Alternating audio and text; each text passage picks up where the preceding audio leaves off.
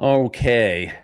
So many big news stories to go through. I want to go over what's going on with Dan Bongino and the FBI. Big changes are coming. We've got the Russia-Ukraine war possibly coming to an end. If nothing else, European leaders are finally on board with speaking with President Trump about ending this stupid war. To go through this and much other stories, I have Eric Eggers. Eric, thank you for joining me again. Steven, it's always great to see you and your never-ending collection of amazing hats. So I'm just trying to keep Yes. up. Yeah, if you could see off camera, it would make you blush. There's just so many of them. So you had mentioned to me that maybe this one wasn't bright enough and that I should switch to this one, but I'm going to stick with the John Deere collection. They were gracious enough to invest about $20 billion back into America instead of Mexico. So we'll give them a big shout out. I don't know what's more impressive, John Deere's willingness to invest in America or your ability to host a highly watched show while actively switching hats. It's not just a metaphor, it's great content, but I'm Yeah. happy to be here. I'm a dad, so I wear a lot of hats. Okay. There's something big happening in Washington, D.C., especially at the Department of Justice. President Trump and AG Pam Bondi have asked Missouri Attorney General Andrew Bailey to resign and come on as the joint co-deputy director of the entire FBI with Dan Bongino. Now, I believe Dan Bongino is fully capable. So to me, this signals that something big is about to happen, and they need the number two in command to have attorney general experience. What are your thoughts on this? This is to me, I see this as a big deal. Asking an attorney general step down after giving it your all to win this election. Missouri has been doing a lot of incredible things for the country. He's now going to be co-equals with Dan Bongino. What are your thoughts on that? Yeah, I think if a politician was staffing up and hiring other talented people and professionals to join them, then you might say, well, clearly they're getting ready to announce a campaign for something, right? So I think you are wise to connect dots between the hiring somebody else or asking somebody who has been accomplished. The attorney AG, the Missouri AG has been responsible and involved in a lot of, I think, high profile cases have been aligned with Donald Trump's initiatives and agenda. So bringing him on board makes sense. I know that last week we all paid a lot of attention to Kash Patel and the FBI's declassification of a timeline about the Clinton Foundation investigation. And, that's actually something that I worked on with Peter Schweitzer here at the Government Accountability Institute. So the fact that we now know that while the Clintons were making all kinds of money off of people that were paying for speeches for Bill and people donating to the Clinton Foundation, Hillary's kind of doling out favors from the State Department while she's there. And that's all stuff we exposed. And then she starts running for president. And by the way, donations to the Clinton Foundation peak in 2016. Why? Because Hillary is at the height of her powers. Everyone thinks she's going to be president. And then she loses the election. What happens to the donations from 2017 to 2020? They plummet. So, clearly there was an influence peddling operation. 11 of the 13 most expensive speeches Bill Clinton ever gave happened while Hillary was Secretary of State. The FBI starts investigating this thing months after the book that we did, Clinton Cash, came out. Clinton Cash comes out May 5th, 2015. They start opening possible inquiries into investigation months later. We now know because of this declassified timeline, January, they're opening investigations in field offices in Washington and in Arkansas and in New York. They even had an investigation open in Nigeria, of all places. And then sometime around March, they're told, the FBI personnel told, shut it down. We're not looking at that anymore. So all that to say, if that investigation's back open or back on the table, I could see them needing some more staff for that. Obviously, there's been a number of other high-profile things that people wish the FBI would look into. So, I think adding more personnel, adding more know-how is a great idea. And, I welcome Pam Bondi's FBI and Pam Bondi's DOJ continuing the things that they've been very good at so far. Yeah. It does make me wonder, okay, you've got Kash Patel at the head of the FBI, Dan Bongino. He's been doing a great job. But now they say we need somebody with attorney general experience. So they over the next 30 days, they've got the Clintons coming in about Epstein. They've got George Soros coming in about Epstein. They've got all these big names lined up. Bill Barr just testified in front of Congress that President Trump had no involvement of any of pervert Jeffrey Epstein's crimes. You've got the pay-to-play scheme from the Clinton Foundation back on the table. You've got these burn bags at the FBI showing that Obama and Hillary Clinton tried to do a coup on the United States of America. I'm just kind of speculating, like, which of these big cases are they going after? Then you've got Ed Martin. He's assigned, hey, we want you to investigate Letitia James. We also want you to investigate Senator Adam Schiff. Based on documentation, irrefutable documentation, these two committed mortgage fraud, which has a 98% conviction rate. So could it be something like that? Or Ed Martin, he's also been called to investigate the January 6th situation. Okay, maybe we can't go after Adam Schiff for that, although we're going to look into whether his middle of the night auto pen pardon is real. But just yesterday, Ed Martin announces on Fox News, everyone else who didn't get a miracle pardon, check your mailboxes because we're coming after you. I don't know. Like, I don't know which one it could be. There's so many big ones. I'm excited. I've got other podcasters telling me, dude, do not get your audience excited about this. I'm like, why? I know that we fumbled in the past, but I think something big's coming. Yeah, I think it's certainly worth looking into. And I think if nothing else, your audience wants, I hear all the time, and I know you do too. People get frustrated because we always tell them about these scandals, and here's more evidence of wrongdoing and corruption by people that they're paid by our tax dollars and are supposed to have the country's best interest at heart. And in fact, they just do stuff that is their own best interest. And people get so upset by it, they say, well, how come nobody ever goes to jail? And I understand that, it's called outrage fatigue. But I do think that before that can happen, people want to see that the Trump administration and the people that work for him are taking honest and sincere efforts to do something about it. And so I do think bringing in more people with attorney general experience, bringing some people in who aren't afraid to do things, I think that's a really cool mark of the Trump administration and the Pam Bondi DOJ specifically. We've had Harmeet Dillon, the associate attorney general for the Civil Rights Division, on our program. And she talks about how for the first time, someone's playing actual offense in terms of civil rights from a conservative perspective. So the DOJ under Pam Bondi and Harmeet Dillon is doing some very impressive things, and they are holding people accountable. And everything you just mentioned, I think, are real things to look at. I would just tell you this, Stephen. One thing that I've learned, and I think we're sort of seeing this trend emerge, is those aren't necessarily separate stories. And I'll just go back to the Clinton thing briefly to make this point. The Clinton Foundation investigation was quite real.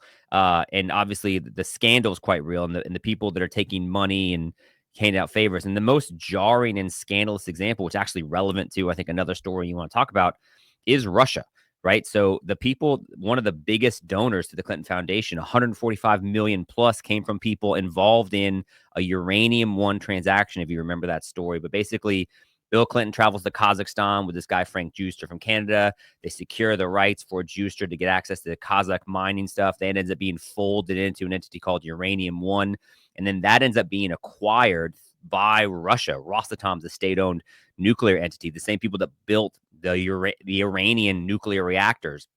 So Hillary is Secretary of State. She helps basically sign off on the transfer of 20% of U.S. uranium to Russia. She'd done other stuff with Vladimir Putin, too. She's part of a reset. Her campaign advisor, John Podesta, was involved in the Russia Silicon Valley called Skolkovo, and he's part of this thing, this Juul Energy, that's getting paid $35 million from Russian state-owned banks. So she's got a real Russia problem, which we exposed in Clinton Cash. The Clinton campaign knew this. They had a poll that showed we have a real Clinton problem here. So that's why they fabricated the Russia hoax, the Russia Gate. They pay for the Steele dossier to perpetuate that. They launder it through the intelligence entities and the mainstream media. So that's what you're talking about with this coup situation. So at the same time, you have FBI agents shutting down a legitimate investigation into real facts about influence peddling and maybe money laundering involving the Clintons, you have the Clinton campaign perpetuating this fake news narrative, which then snares the Trump in an effort to try to keep him from being elected in 2016. So there are actually, in many ways, the same story, at least those elements of it. So, I mean, it's a significant and complicated thing that requires a lot of talent and a lot of effort. So the more people, the better, as far as I'm concerned, to look into it. Yeah. And Julie Kelly, she is someone that kept my audience up to date during all of the Jack Smith lawsuits, the New York lawsuits, the Fani Willis, Georgia, all of that lawfare against President Trump. She says sources tell me one reason why AG Andrew Bailey has been brought on as co-deputy FBI director is his prosecutorial background will come in handy as cases ramp up at the Bureau. All hands on deck scenario, I'm told. Bailey officially steps down as Attorney General of Missouri next month. So, you know, I hear you and others when they say people have outrage fatigue. I guess I'm not tired yet. Like I'm still trusting.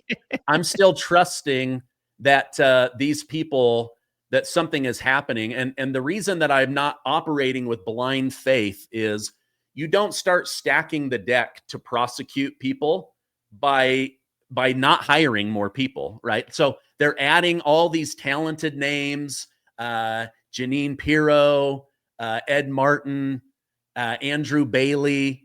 Like they're getting all of the pieces in place for these big things that MAGA wants. I just think I'm optimistic for the future personally. Oh, absolutely. I mean, just look at the difference in terms of what Trump's able to do in the second term versus the first term. He took over Washington, D.C., right? He's got federal officials taking over the law enforcement, and he's got cops saying, look, we welcome additional police forces, and he's got the public on his side, right? I mean, things are so bad in certain places.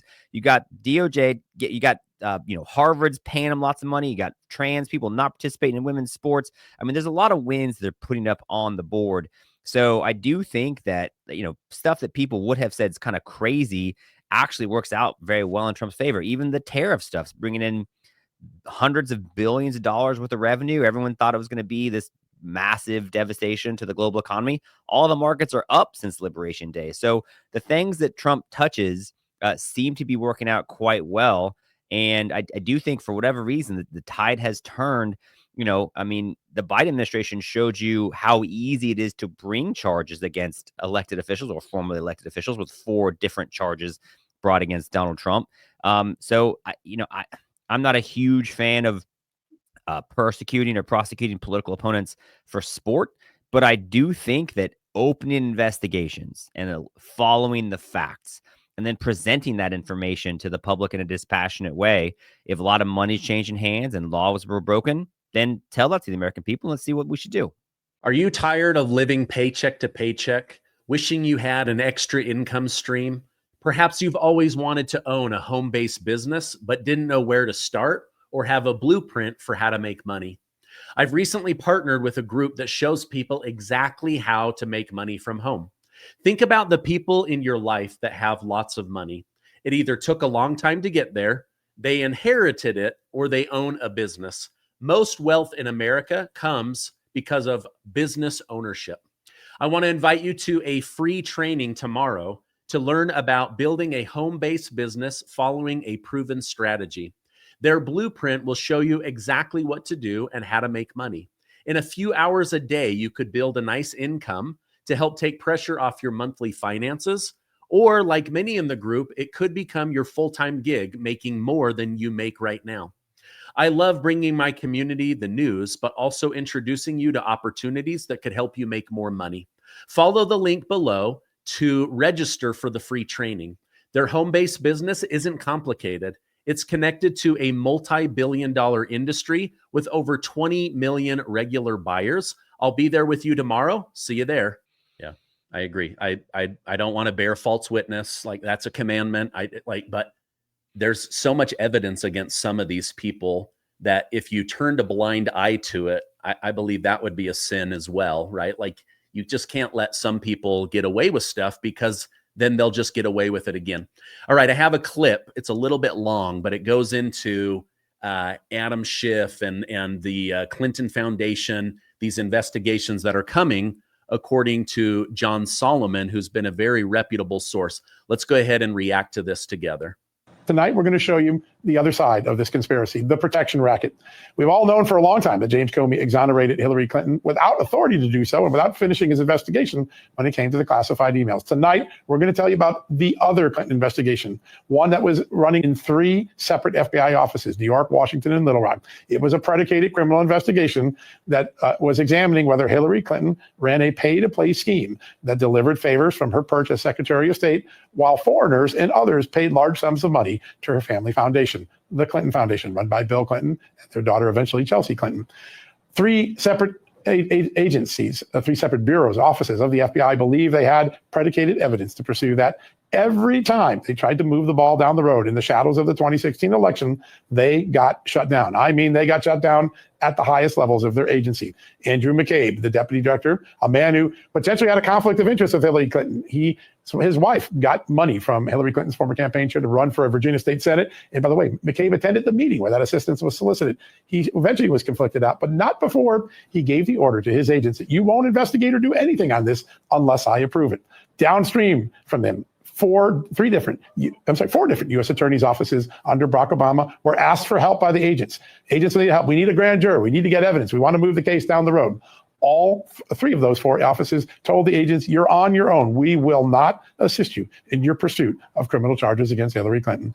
And then perhaps the most extraordinary statement in the document that we are going to show you on screen now, they can put it up as you're looking here. The Deputy Attorney General for Barack Obama, Sally Yates, explicitly told the FBI, shut it down, meaning the corruption probes of Hillary Clinton. Think about this. While Donald Trump was out on the campaign trail chanting, lock her up, maybe there was a good reason to lock up Hillary Clinton, he would argue every night, the Obama Justice Department was telling the FBI agents who also thought there might be a reason to lock up Hillary Clinton, shut it down. Remember, the timing of all of this is really interesting because now she suddenly wants Donald Trump to get the Nobel Peace Prize. To me, that's a little bit of like flashing a signal. Please don't arrest me.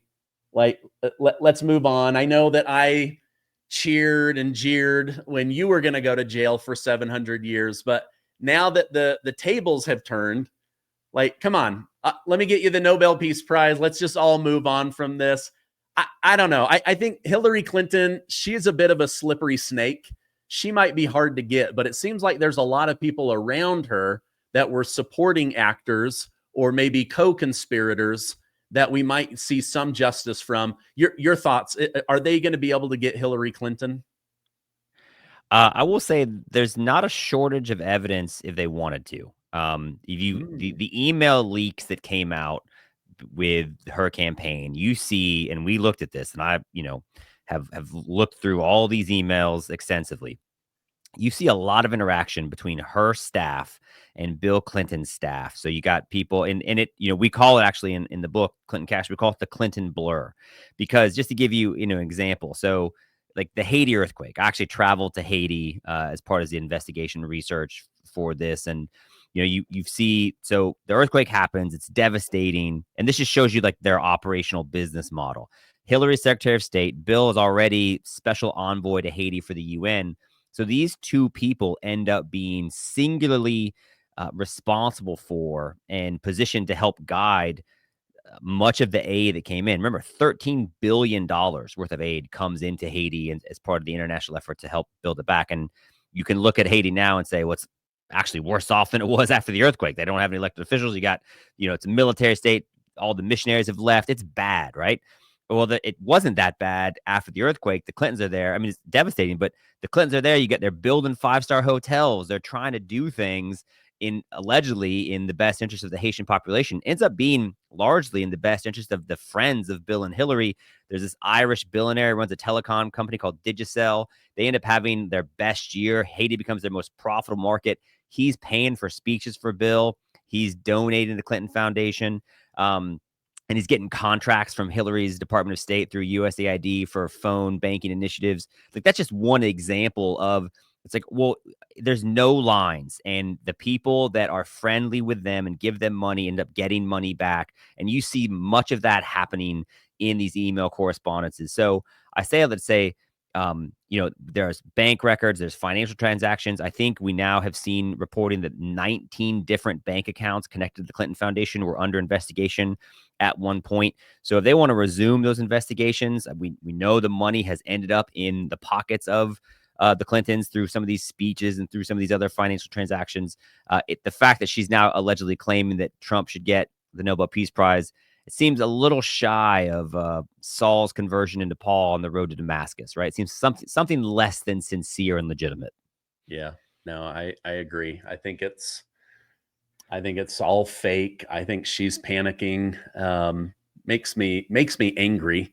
But at the same time, I'm like, okay, what are the odds that they find these burn bags on the day they're going to be burned, and they just happen to have all this evidence about Barack Obama and Hillary Clinton and John Brennan? I don't know. I don't know if God's hand was in it or what, but like it just, to me, the odds that they capture those burn bags is pretty amazing. So just think about this too, Stephen. And this is like the larger point about the environment that Donald Trump is operating in and how much more runway he has now versus his first term. So I wrote a book actually about voter fraud. It came out in 2018 called How the Left Plans to Steal the Next Election. So I pay a lot of attention to election integrity. And Donald Trump, after he won in 2016, this was a big issue for him. And so he wanted to say, hey, look, I want to try to clean up America's elections. I have very real concerns about potentially illegal immigrants voting and like lots of election fraud. And he created this commission to try to look into it. In fact, the Kansas Attorney General at the time, Chris Kobach, was the head of it. And that thing was ultimately not able to do very much in terms of advancing the ball on election integrity because it got sued into oblivion by all these Soros-funded sources. And I'm just saying that's an example of the kind of headwinds, 2 impeachments, all these lawsuits that the Trump administration faced the first time around. That's not there now. And I think it's because there's far fewer questions about the legitimacy of it. Donald Trump's just been much more masterful about getting on the right side of these 80-20 issues. Even the Washington, D.C. stuff, people are like, well, no, crime's bad there. So he's got a lot more support and he's facing a lot less resistance. Maybe part of that is because people like Hillary Clinton and Adam Schiff have been shamed by their own sins and own possible criminal activity. So I just think that if there's stuff that he wants to do, stuff that might have seemed impossible to do years ago is not impossible now. And so I don't think you're wrong to be optimistic. And I don't want to sell false hope to your audience, but I do think, just objectively speaking, what seems possible is much greater this time around than before. Yeah, I completely agree. Okay. You'd have to be living under a rock to not see all the Russia-Ukraine stuff going on. President Trump, in his stubbornness to get this war ended, has basically had to drag NATO and the European Union towards the finish line. We're not done yet, but all these people have been giving up. Like even generals and colonels that I've interviewed, they'd all given up on him. He's powerless. And he's literally dragging all of Europe towards the finish line. He gets Putin into Alaska. They have this great meeting. The media immediately starts to slam him. It was a failure. Putin walked all over him. He allowed a modern-day Hitler onto American soil, just bad-mouthing him. Next thing you know, all the top leaders of Europe are there saying this would have never happened without the courage and determination of Donald J. Trump. We're steps closer. We need to get this done. I hope that they will. I don't necessarily trust Putin. I don't necessarily trust Zelensky. Your thoughts on all of that, and then I'm going to share Stephen A. Smith's thoughts on the topic. Well, why wait for Stephen A. Smith? I mean, noted international diplomacy expert Stephen A. Smith's got thoughts on this. Let's just go straight to that. No, I would say, like, whatever criticisms you want to have of the Putin visit, number one, you got him visiting Alaska. I actually thought it was quite the alpha flex for Donald Trump. He's taller than Putin. He's flying a dang B-2 bomber over him as they're walking across the tarmac there. He's even doing like the manly, like pull him closer on the handshake thing. I mean, this is land we basically, swindled from Russia a long time ago for 2 cents an acre, I think. So, and then, you talk about like how much things have changed. Remember in the first term when in one of those meetings with these European leaders, Angela Merkel's like sneering at Donald Trump and the body language is kind of weird. And he's like very much the outsider. And now he's got every European leader around his desk like he's a kindergarten teacher, and they're getting ready for nap time, but they're going to get a story first. I mean, the dynamic has so fundamentally changed, and Donald Trump has won out in all these areas. So, yeah, I think, some people have suggested that they're just sort of like trying to kind of placate him and to kiss up to him because they see that that's the best way to do it. But, I think this is more examples of these are conversations that are happening. And just back to the last kind of answer of all the things that might have seemed impossible that Donald Trump may be able to deliver on, cultivating and coming up with a peace deal in Russia and Ukraine, I think is right at the top of the list. It seems quite possible now. Who would have thought that a year ago? Yeah. And, honestly, I don't care if he has to drag them kicking and screaming across the finish line. I want this war ended. Thousands of people are dying every single week. Zelensky wants more money. He wants to stay in power. We're fighting, like Nancy Pelosi says, we're fighting for the democracy of Ukraine. Oh, you mean the country that canceled elections? And then she says, our democracy in the United States hangs on the democracy of Ukraine. Bull crap. Bull crap. It does not hang on anything to do with Ukraine. They've been saying that stuff for years. I mean, I remember, I'll never forget. I think I mentioned this to you last time we spoke, but they're passing some budget reconciliation bill. And like Lindsey Graham and Mitch McConnell was like, the number one priority for Republican primary voters is Ukraine's ability to defend itself. No, it's not. People do not care. People would rather see them clean up New York City than Kiev right now. But of course, the defense contractors and all the special interests that fund the deep state don't profit off of that. And that's, I think, one of the things that people are becoming very aware of. And Donald Trump, to his credit, is saying, listen, yeah, people are dying. And the American people are not interested in democracy in the Ukraine. They're interested in their own interests, and that, we want peace, but let's be smart about it. And I think that's what he's moving towards. All right. I know the mind can only endure what the butt can absorb. You are just jumping out of your seat to get to this Stephen A. Smith. So let me go ahead and play it. Just when I think this guy's getting red pilled and he's saying all the right stuff, I can see the wheels turning. He then says something really stupid. Let's go ahead and watch this together. We ain't gonna act like he caused this now. It's Democrats in office. It was Biden in office when a full-fledged war against Ukraine took place, courtesy of Russia's instigation, no matter what they try to say to Trump. It was Russia that invaded Crimea, and that was under the Obama administration. It was Clinton in office when you made a deal that disarmed the Ukraine and therefore weakened them, leaving them dependent on the United States. And now here they are having to beg for support that they're owed because of what we promised them as a nation. We promised them this. You owe it to the Ukrainians. You absolutely do. I'm not saying I like it. I'm not saying I like spending billions of our taxpayer dollars to them. That's not what I'm saying. What I'm saying is promises made are supposed to be promises kept. You promised them. Okay. So he says, Ukraine's got a lot of problems, right? Under Democrat Clinton, we disarmed them and made them weak.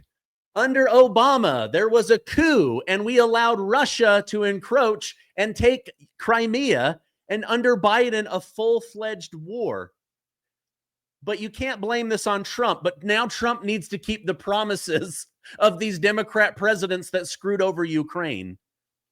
I don't get how he doesn't see that he's trying to help Ukraine by ending the war. If there's no more men to carry forward the civilization, that culture is going to die. If there's nobody to do the jobs, that country and culture are going to die. I mean, again, just when I think this guy is getting red pilled, he comes in with a blue pill. Your thoughts on that? I would love to watch Stephen A. Smith take a blue pen and circle Crimea on a map. All right. I would love, like, if he's going to talk to us about how important some of these areas are, can we play a geography quiz with Stephen A. Smith, like the old Carmen Sandiego game on PBS a long time ago? Like, let's see him name and identify some of these places. So, he's absolutely wrong about the history of Russia. And unfortunately, Vladimir Putin has a history of these levels of aggression, encroachment, and they all happen when Democrats are in charge. It happened numerous times under Barack Obama. Obviously, it's happened under Joe Biden. And look, I think at the end of the day, whatever Stephen A. Smith says, Donald Trump did not campaign on supporting President Zelensky at all costs. I think he campaigned on an America First agenda. That's what people voted for. And that's what he's attempting to deliver, while at the same time delivering peace over that region and stopping the killing. Because as you noted, Ukraine is in dire straits. I think I saw that they're sending up to 60-year-olds now in the front. Those guys are warriors. They're going to keep fighting. But that's why hopefully you can bring people to the table, and it's going to be complicated negotiations. Will they be able to kind of freeze right now? Maybe Russia keeps 2 of those territories and 2 more get freed up. There's security guarantees. Like, those are the things they're going to decide on. But that's I had not heard Stephen A. Smith weigh in on that. I'd love to hear his take on Azerbaijan. Is that part of the same podcast? No, it's not. I mean, so he tried to bring it back to promises made, promises kept, but nobody promised to put Ukraine into war. Nobody promised them unlimited amounts of money and weapons, at least nobody with 2 brain cells to rub together. Like, we literally had a dementia-ridden president who spent 40% of his time at the beach or in his basement in Delaware. And promises made were, I will end the war. Promises made is, we'll stop funding foreign wars. Promises made is, we'll focus on America first. We'll get our own border under control, and Ukraine can try to get their border under control. So for me, as a MAGA Trump voter, he has kept his promises. He made them, he kept them. Did he get it done in one day? No. But I knew it wouldn't happen in one day because he doesn't have control over Putin or Zelensky. And so I just see that he has made a lot of promises and he has kept a lot of promises, but his promise was to America. It wasn't to Ukraine. Yeah, the promise that's relevant to Ukraine is the promise Joe Biden made when he was vice president. He promised them, listen, I'm going to withhold $1 billion in aid to your country unless you get rid of this prosecutor that, by the way, my son's being paid by the guy the prosecutor wants to investigate. My son's being paid by him to help get this prosecutor fired, right? That's a thing we know. That, by the way, could be another thing people decided to look into with this additional prosecutorial heft that the Department of Justice is bringing on. So, like, that's the one promise. Joe Biden being very overt and transparent about blackmailing or threatening to withhold this aid unless they did the thing Hunter Biden's benefactors wanted done, and then bragging about it afterwards, and the prosecutor got removed. That's the promise I'm aware of, not anyone that Donald Trump's made. Yeah. Well, I actually do like to listen to Stephen A. Smith because his thinking is so different from my own. And so I just want to make sure I don't get caught in an echo chamber, because he's right there on the cusp, right? Like, if somebody just pointed out to him, hey, you pointed out 3 Democrat presidents that made life worse for Ukraine and 1 Republican president that tried to make it better. What am I missing here, Stephen A. Smith? That I think it might click. So, but we don't owe them anything. It's time to end the war. If we could give them back their country, give them back their men, stop, rebuild buildings, don't build more bombs. Like, why aren't you signing the side of buildings and new families and new churches instead of coming to America, kissing and licking the butts of Democrats because they've got a Ukraine pen instead of an American flag, and you're literally signing bombs to go after Russia? No, it's time to rebuild instead of rebomb. That's my opinion anyway. Yeah, I think you're right about not wanting to be trapped in an echo chamber, and good for you for seeking out other voices. I'm fine with other voices. I just don't want them shouting at me the way Stephen A. Smith did. I have, small children, including 2 preteen girls who are now fighting over which clothes belong to whom. And there's plenty of other that kind of like antagonistic and aggressive conversations that happen in my house. I don't need it from Stephen A., So I like the way that you make some potentially challenging points, but you do so in a calm and pleasant way to listen to. That's why you're so popular. So I'm fine to listen to other voices. I just would prefer them to be at decibel levels that aren't comparable to my angsty children. Hey, man, imagine how far I could go if I had ESPN behind me and all this money and ideas. I'm literally a guy doing research on a piece of crap camera but content is king. So I just keep bringing my people the truth, keep showing up with value. I think that's why they keep tuning in. If people want to tune into your show, Eric, where can I point them towards? Well, let me first just say, Stephen, ESPN just brought Rich Eisen back. So, if they can bring Rich Eisen back, then the Stephen Gardner Utah Jazz podcast could be just around the corner. So let's not rule anything out. In fact, let's just speak it into existence.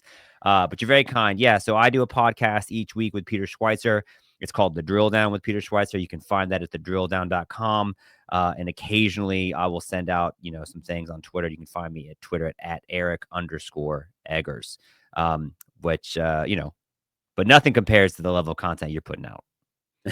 Well, it's a lot. I can't even keep up with it.